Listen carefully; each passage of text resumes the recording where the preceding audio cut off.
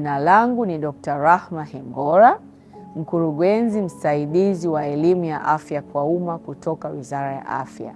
Tarehe 17 mwezi wa 4 ya kila mwaka, Tanzania tunaungana na nchi nyingine duniani kuadhimisha siku ya kimataifa ya hemofilia, yaani hali ya kiafya ya kurithi inayosababisha damu kutoganda kwa urahisi.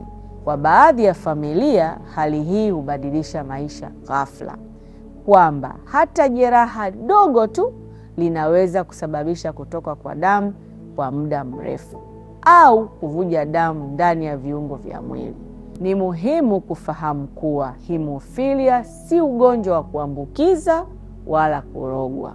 Ni hali inaweza kudhibitiwa kwa kupata matibabu sahihi na ufuatiliaji wa wataalamu wa afya. Dalili zake zinaweza kujitokeza mapema. Mzazi anaweza kuona mtoto wake amevimba sehemu za kichwa mara tu anapozaliwa, au kutoka damu kwenye fizi wakati anaanza kuota meno.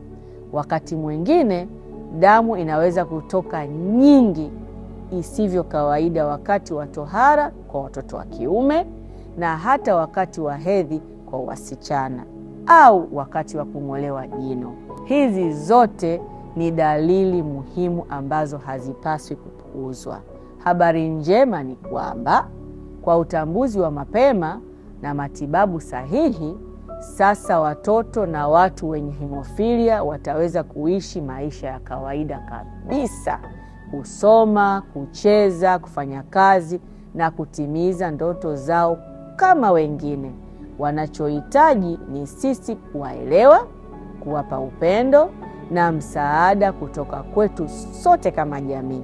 Kauli mbiu ya mwaka huu 2026 inatukumbusha, uchunguzi ni hatua ya kwanza katika huduma.